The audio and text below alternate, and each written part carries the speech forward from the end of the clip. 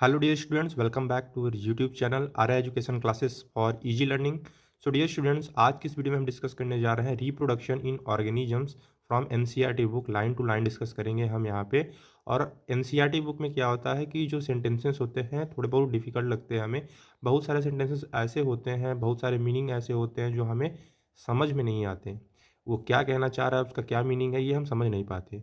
तो एनसीईआरटी की जितने भी डाउट हैं, जितनी भी चीज़ें हैं, सब आपको हम इजी लैंग्वेज में बताएंगे। ठीक है, हिंदी में भी समझाएंगे और इंग्लिश में भी बताएंगे, ताकि आपको एकदम अच्छे से इसके जो कॉन्सेप्ट्स हैं वो आसानी से क्लियर हो जाएं। और किसी भी कॉम्पिटिटिव एग्जाम में, जैसे सीपी नेट हो गया, सी नेट हो गया, नीट हो गया, ठीक है, उनमें आप अपने कॉन्सेप्ट्स को एकदम क्लियर करके और क्वेश्चंस को पूरे सॉल्व करके आएँ। ठीक है, एनसीईआरटी एक बहुत ही इम्पॉर्टेंट टूल है आपके लिए, जो आपकी मतलब शुरू से लेके अंत तक आपके कंपटीशन में आपकी हेल्प करता है। बस ज़रूरी ये है कि आपको इसे अच्छे से पढ़ना आना चाहिए, अच्छे से आप इसे समझें। ठीक है, एनसीईआरटी आपके फिंगर टिप पे होनी चाहिए। ठीक है, तो चलिए स्टार्ट करते हैं विदाउट वेस्टिंग और costly time. Reproduction in organism. तो स्टूडेंट्स, आप यहाँ पे देखोगे कि इस जो चैप्टर का नाम है रिप्रोडक्शन, इसका मतलब क्या है। री का मतलब क्या होता है, अगेन, ठीक है, फिर से। और प्रोडक्शन का मतलब क्या हो, टू प्रोड्यूस। ठीक है, तो यहाँ रिप्रोडक्शन का मतलब क्या हुआ कि फिर से कोई चीज़ प्रोड्यूस की जा रही है, और ये किस में हो रहा है, ऑर्गेनिजम्स में। ठीक है, तो यहाँ पे रिप्रोडक्शन का मतलब क्या होता है। रिप्रोडक्शन एक प्रोसेस होता है आपका। Reproduction is the process by which living organism produces offspring of their own kind. ठीक है, मतलब कि अपने ही जैसा कोई एक ऑर्गेनिज्म है, उसमें रिप्रोडक्शन एक प्रोसेस है जिसके थ्रू वो अपने ही जैसे किसी दूसरे ऑर्गेनिज्म को प्रोड्यूस करता है। ठीक है, जैसे फॉर एग्जांपल हम बताते हैं आपको। ठीक है, फॉर एग्जांपल अगर हम बात करें किसी ह्यूमन की, तो ये ह्यूमन एक क्या है, लिविंग ऑर्गेनिज्म है। और ये अपने ही जैसे लिविंग ऑर्गेनिज्म यानी एक दूसरे ह्यूमन को प्रोड्यूस कर रहा है। ठीक है, तो एक ह्यूमन से दूसरा ह्यूमन प्रोड्यूस हो रहा है फिर से, तो ये क्या हुआ, रिप्रोड्यूस हो रहा है। इसी को कहते हैं रिप्रोडक्शन। ठीक है, और कोई भी लिविंग ऑर्गेनिज्म रिप्रोडक्शन प्रोसेस से अपने ही जैसे दूसरे लिविंग ऑर्गेनिज्म को प्रोड्यूस करता है। जैसे ह्यूमन को प्रोड्यूस करेगा। ठीक है, डॉग को रिप्रोड्यूस करेगा। डॉग के जो बच्चे होते हैं डॉग जैसे ही दिखते हैं। ठीक है, सिमिलर टू डॉग। ह्यूमन के जो बच्चे होते हैं ह्यूमन के सिमिलर दिखते हैं। वैसे ही जो कैट होगी, कैट जो रिप्रोड्यूस करेगी, उसके बच्चे उसके जैसे दिखेंगे। मतलब कोई भी लिविंग ऑर्गेनिज्म जिस प्रोसेस के थ्रू अपने ही जैसे किसी दूसरे लिविंग ऑर्गेनिज्म को प्रोड्यूस कर रहा है, उस प्रोसेस को कहते हैं रिप्रोडक्शन। ठीक है, अब ये रिप्रोडक्शन प्रोसेस होता क्यों, इसका क्या मतलब रीजन है, क्यों ये होता है। ठीक है, तो रिप्रोडक्शन प्रोसेस इसलिए होता है ताकि किसी भी स्पीसीज को कंटिन्यू किया जा सके जनरेशन आफ्टर जनरेशन। ठीक है, इजी लैंग्वेज में बताऊं आपको, तो एग्जांपल के लिए ये मान लीजिए कि ये क्या है, हमारा अर्थ है। ठीक है, अब इस अर्थ पे आप variety of species daily to daily life में देखते होंगे। जैसे कैट हो गया, ठीक है, कैट हो गया, डॉग हो गया, ह्यूमन हो गया, एलिफेंट हो गया। ठीक है, ऐसे बहुत सारी स्पीसीज हैं, और बहुत सारी ऐसी स्पीसीज हैं जो एक्सटिंक्ट हो गई हैं, ख़त्म हो गई हैं। ठीक है, बहुत सारी हैं जो इंडेंजर्ड कंडीशन में है, जो ख़त्म होने की कगार पे हैं। ठीक है, क्यों है, क्योंकि उनका जो इकोलॉजिकल सिस्टम है वो इम्बैलेंस हो रहा है। ठीक है, उसके बारे में हम बाद में बात करेंगे, नहीं तो डिटेल में यहाँ बात करेंगे तो बहुत लंबी वीडियो हो जाएगी। ठीक है, तो यहाँ पे हम बात करते हैं अभी कि डिफरेंट डिफरेंट लिविंग ऑर्गेनिज्म इस अर्थ पे एग्जिस्ट करते हैं। अगर हम किसी एक स्पीसीज की बात करें, जैसे मान लीजिए ह्यूमन की बात करें, क्योंकि ह्यूमन की क्यों बात कर रहे हैं, क्योंकि ह्यूमन ही एक ऐसा लिविंग ऑर्गेनिज्म है जो हाईली डेवलप्ड है, और इसकी जो पॉपुलेशन है ये बहुत ही ज़्यादा है किस पे, अर्थ पे। ठीक है, तो ह्यूमन की पॉपुलेशन इतनी अधिक है, क्यों है, क्योंकि इसके जो रिसोर्सेस हैं, जो इसको रिक्वायरमेंट है, ये ईजिली इसे मिल रहे हैं। और इनके लिए चीज़ें काफ़ी ईजी हैं। ठीक है, इसलिए इनका जो रिप्रोडक्शन प्रोसेस है वो भी ईजी हो रहा है। ठीक है, इसलिए इनकी पॉपुलेशन ग्रोथ है जो वो क्या है, वो बढ़ रही है। ठीक है, अब रिप्रोडक्शन का क्या रोल है यहाँ पे। रिप्रोडक्शन ये इंश्योर करता है कि किसी भी स्पीसीज की कंटिन्यूटी इस अर्थ पे जनरेशन आफ्टर जनरेशन मेंटेन रहे। जैसे कि मान लीजिए अगर ह्यूमन्स रिप्रोड्यूस नहीं करेंगे तो कुछ टाइम बाद क्या होगा, जो ह्यूमन की स्पीसीज हो जाएगी इस अर्थ पे से बिल्कुल ही गायब हो जाएगी। क्यों गायब हो जाएगी, कैसे गायब हो जाएगी, देखो। जैसे कि मान लीजिए इस अर्थ पे 10 लोग रहते हैं, ठीक है, 10 लोग रहते हैं, मान लें, चलिए एग्जाम्पल के लिए हम 5 लोग ही मानते हैं, ठीक है, वैसे रहते तो बहुत लोग हैं, लेकिन हम एग्जाम्पल के लिए समझने के लिए 5 लोग मानते हैं। इस अर्थ पे 5 लोग रहते हैं, ठीक है, हर एक का एक लाइफ स्पैन होता है, ठीक है, जो कि क्या होता है, सर्टेन होता है, ठीक है, लाइफ स्पैन जो होता है सर्टेन होता है। मान लीजिए लाइफ स्पैन इसका कितना है, 60 ईयर्स है। लाइफ स्पैन क्या होता है, the period from birth to natural death. Birth और नेचुरल डेथ के बीच का जो समय होता है उसे कहते हैं लाइफ स्पैन। मान लीजिए इसका लाइफ स्पैन 60 ईयर है, इसका 70 ईयर, इसका 80 ईयर, इसका 90, इसका 70, तो सबका एवरेज अगर हम लेंगे जितना भी आएगा, मान लीजिए एवरेज यहाँ पे कैलकुलेट नहीं करते, यहाँ पे ऐसे ही मान लेते हैं हम कि 75 ईयर्स एवरेज हम लेके चलते हैं इनका लाइफ स्पैन, यानी 75 ईयर्स के बाद इन सब की डेथ हो जाएगी, ठीक है। अब 75 ईयर्स के बाद क्या होगा, डेथ हो जाएगी इनकी, सारे जितने भी ह्यूमन की स्पीसीज हैं यहाँ पे वो क्या हो जाएंगी, एक ख़त्म हो जाएंगी, ठीक है। क्यों ख़त्म हो जाएंगी, क्योंकि ये रिप्रोड्यूस नहीं कर रहे हैं, यानी अपने ही जैसे दूसरे लिविंग ऑर्गेनिज्म को प्रोड्यूस नहीं कर रहे हैं। एक टाइम बाद ये क्या हो गया, ख़त्म हो जाएंगे और इनकी स्पीसीज अर्थ से गायब हो जाएगी।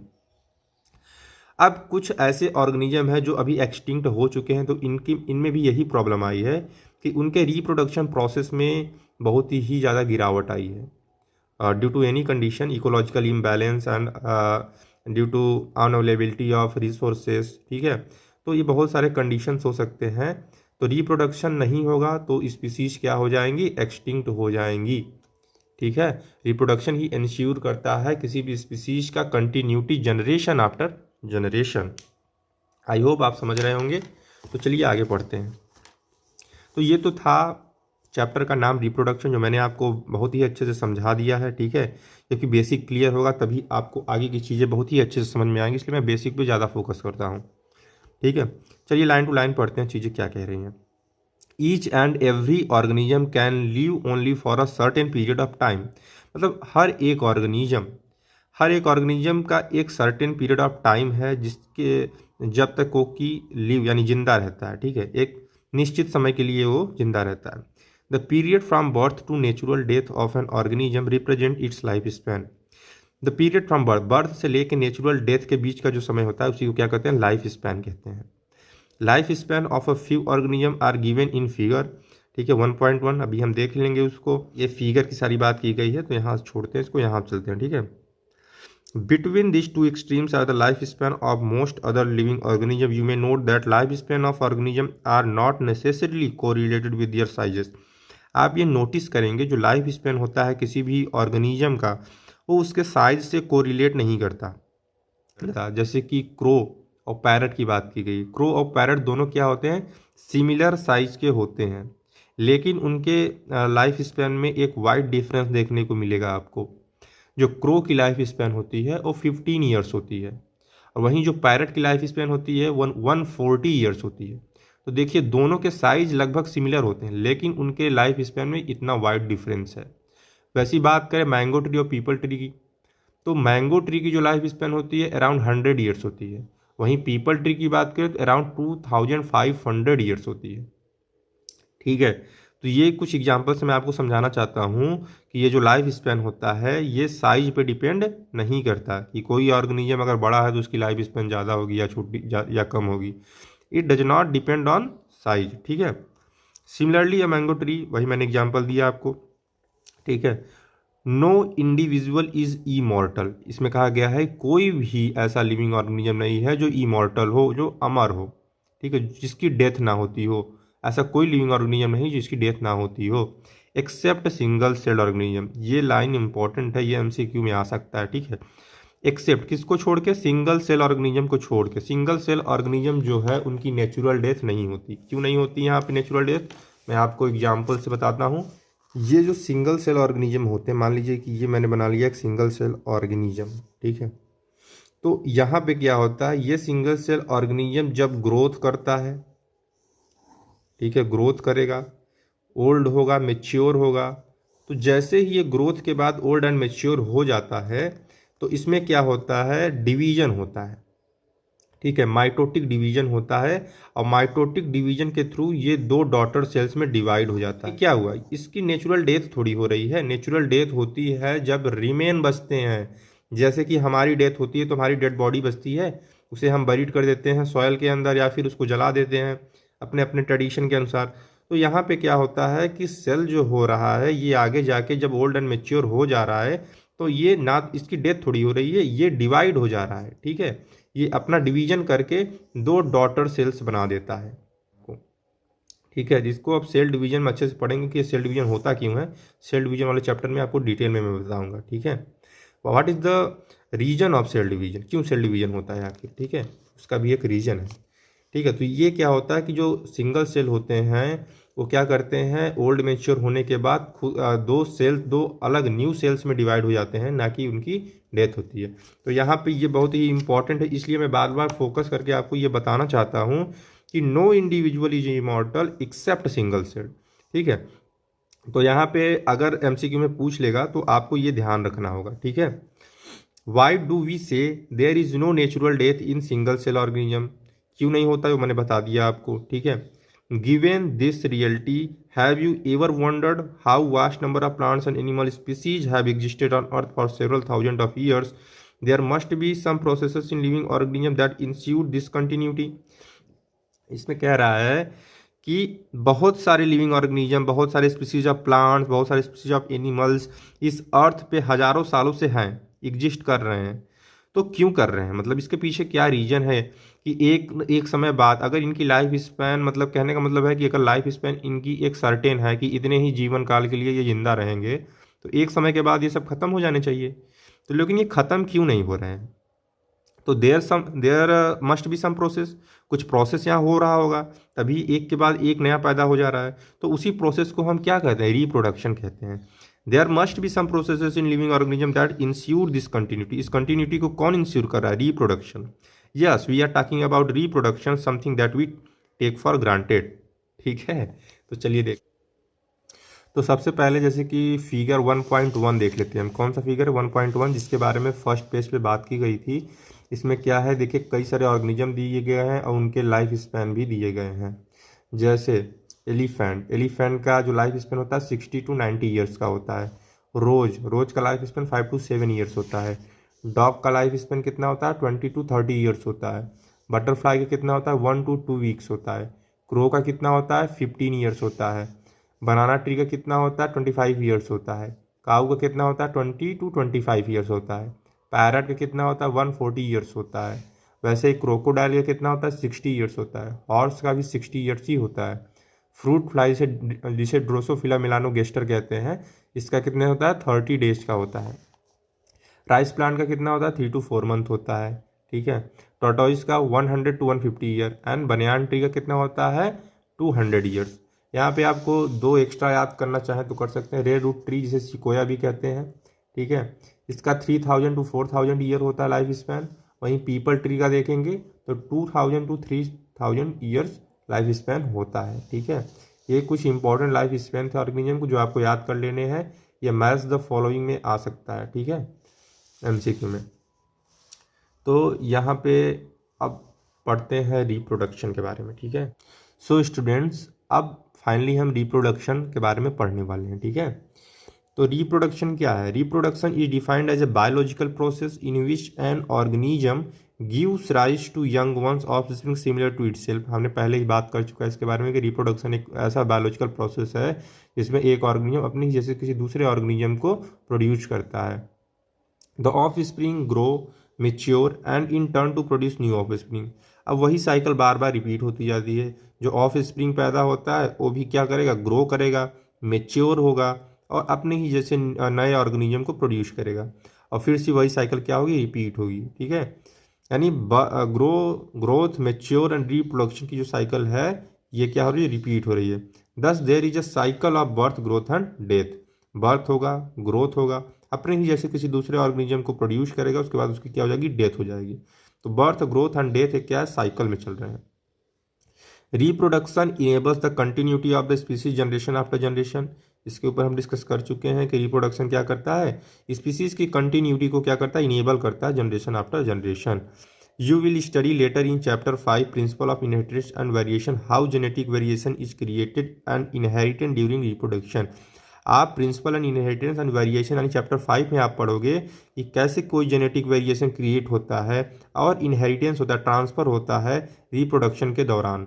ठीक है, जब रिप्रोडक्शन प्रोसेस होता है उसके बाद जो नया बेबी प्रोड्यूस होता है तो वो सिमिलर तो होता है अपने पेरेंट्स के, लेकिन एग्जैक्टली सिमिलर नहीं होता, यानी मार्फोलॉजिकली एकदम सिमिलर नहीं होता। मतलब देखने में तो वैसा ही है, सारे हाथ पैर जितने भी है, लेकिन उसका फेस जो है उसमें और कई सारे मार्फोलॉजिकल करेक्टरिस्टिक होते हैं जो काफ़ी डिफरेंट होते हैं। और तो और जेनेटिकली भी वो क्या होता है, कुछ डिफरेंसेस होते हैं। ये जो डिफरेंसेस होते हैं इन्हीं कहते हैं वेरिएशन।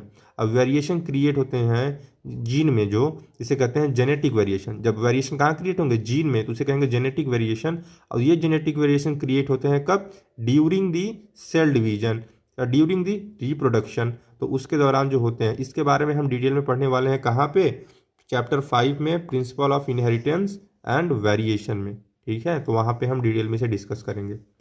तो इस चैप्टर में आगे क्या पढ़ते हैं हम, there is a large diversity in the biological world and each organism has evolved its own mechanism to multiply and produce offspring. इस लार्ज डाइवर्सिटी मतलब बायोलॉजिकल वर्ल्ड में, ये जो जहाँ हम रह रहे हैं यहाँ पे लार्ज डाइवर्सिटी है, अलग अलग प्रकार के ऑर्गेनिज्म, अलग अलग स्पीसीज के ऑर्गेनिज्म आपको देखने को मिल जाएंगे। ठीक है, तो इनमें अलग अलग मैकेनिज्म है मल्टीप्लाई करने का। ठीक है, अपने ऑफस्प्रिंग को प्रोड्यूस करने का अलग अलग मैकेनिज्म ये इवॉल्व किए हुए हैं। ठीक है, the organism habitat, its internal physiology and several other factors are collectively responsible for how it reproduces. कोई ऑर्गेनिज्म का मैकेनिज्म ऑफ रिप्रोडक्शन क्या है, ये डिपेंड करता है उस ऑर्गेनिज्म के हैबिटाट पे, उसके इंटरनल फिजियोलॉजी पे, और भी कई सारे फैक्टर्स हैं जो कलेक्टिवली रिस्पॉन्सिबल होते हैं वो ऑर्गेनिज्म का रिप्रोडक्शन मैकेनिज्म होगा क्या। ठीक है, तो ये भी एक इम्पॉर्टेंट पॉइंट हो सकता है। ऐसे आ सकता है कि क्या ऐसे फैक्टर्स हैं जो किसी ऑर्गेनिज्म को रिप्रोड्यूस करने के लिए, उनके मैकेनिज्म ऑफ रिप्रोडक्शन के लिए रिस्पॉन्सिबल होते हैं। तो ऑर्गेनिज्म हैबिटाट और इंटरनल फिजियोलॉजी आपको दिमाग में रखना है। Based on whether there is a participation of one organism और two in the process of reproduction, it is of two type. देखिए, जो रिप्रोडक्शन प्रोसेस है उसमें एक ऑर्गेनिज्म का पार्टिसिपेशन है या दो ऑर्गेनिज्म का पार्टिसिपेशन है, इस बेसिस पे इसे दो भागों में बांटा गया है, दो भागों में डिवाइड किया गया है, asexual reproduction and sexual reproduction. ठीक है, when offspring is produced bye a single parent, जब कोई ऑफस्प्रिंग सिंगल पेरेंट से के इन्वॉल्वमेंट से प्रोड्यूस हो, विद और without involvement of gamete formation. यहाँ देखिए गैमिट फ्यूजन की बात नहीं की जा रही, बहुत ही इंपॉर्टेंट, बहुत ही कंफ्यूजिंग यहाँ पे होता है। बहुत लोग सोचते हैं कि असेक्सुअल रिप्रोडक्शन है तो यहाँ गैमिट की बात क्यों की जा रही है, तो यहाँ पे सिर्फ गैमिट फॉर्मेशन की बात की जा रही है।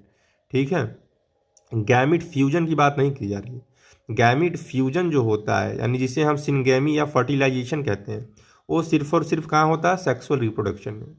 लेकिन गैमिट फॉर्मेशन असेक्सुअल रिप्रोडक्शन में भी हो सकता है। ठीक है, लेकिन इसका फ्यूजन सिर्फ और सिर्फ सेक्सुअल में होगा। तो when offspring is produced by single parent with और without the involvement of gamete formation की बात की जा रही है यहाँ पे। ठीक है, तो विद और without the involvement of gamete formation the reproduction is asexual. उस रिप्रोडक्शन को क्या कहेंगे, असेक्सुअल कहेंगे। When two parents of opposite sex participate in the reproductive process and also involve fusion of male and female gamete is called sexual reproduction। जब दो parent of opposite sex participate करते हैं reproduction process में, तो वहाँ पे क्या होता है, फ्यूजन होता है। यहाँ देखिए फर्टिलाइजेशन की बात की जा रही है, fusion of male and female gamete वहाँ पे होता है, तो उस प्रोसेस को कहते हैं सेक्सुअल रिप्रोडक्शन। ठीक है, तो ये आपका आज जो डाउट है ना क्लियर हो जाएगा। ठीक है, बहुत सारे बच्चे ये डाउट लेके आते हैं। देखिए, मैं जब पढ़ाता था क्लास 11-12 के बच्चों को, तो वो डाउट ये लेके आते थे, और कई सारे टीचर्स भी नहीं बता पाते थे, कहते थे कि ये क्या लिखा है, मतलब अलग ही एक्सप्लेनेशन देते थे। लेकिन यहाँ पे जो मैंने आपको बताया एकदम सिंपल वे से बताया है, और ये डाउट आपका आज क्लियर हो जाएगा। अगर नहीं भी क्लियर होता तो कमेंट बॉक्स में आप दीजिए, कमेंट कीजिए, टेलीग्राम या फिर व्हाट्सएप पे कमेंट कीजिए, ठीक है। कहीं भी कर सकते हैं, आपको लिंक मिल जाएगा हमारे चैनल के डिस्क्रिप्शन में, ठीक है। वहाँ पे आपको हम अच्छे से कॉन्सेप्ट को क्लियर कर देंगे। देखिए हमारा मेन है जो मोटिव, आपके कॉन्सेप्ट को क्लियर करना। जब आपके कॉन्सेप्ट क्लियर होंगे तो आप अच्छे से कॉन्फिडेंटली क्वेश्चन सॉल्व करके आएगा और 100% उस क्वेश्चन आपका सही होगा, ठीक है। जब तक आप कन्फ्यूजन में रहेंगे तब तक आप चीज़ों को नहीं कर पाएंगे। तो आते हैं अब असेक्सुअल रिप्रोडक्शन के ऊपर। असेक्सुअल रिप्रोडक्शन क्या होता है, इसे हम अगली वीडियो में डिस्कस करेंगे, क्योंकि ये वीडियो बहुत ज़्यादा लंबी नहीं बनाना चाहता मैं, ठीक है। तो आज के लिए इतना है, मिलते हैं अगली वीडियो में, धन्यवाद, ठीक है। जाते जाते मैं आपसे कहना चाहूँगा कि फुल कॉन्सेंट्रेशन से, फुल कॉन्फिडेंस से चीज़ों को अच्छे से पढ़िए, तभी आप अपनी सफलता की सीढ़ी पे अच्छे से पहुँच पाएंगे, अपने लक्ष्य को प्राप्त कर पाएंगे, ठीक है। तो असेक्सुअल रिप्रोडक्शन अगली वीडियो में, ये पार्ट 1 यहीं पे आज समाप्त करते हैं। मिलते हैं अगले वीडियो में, धन्यवाद।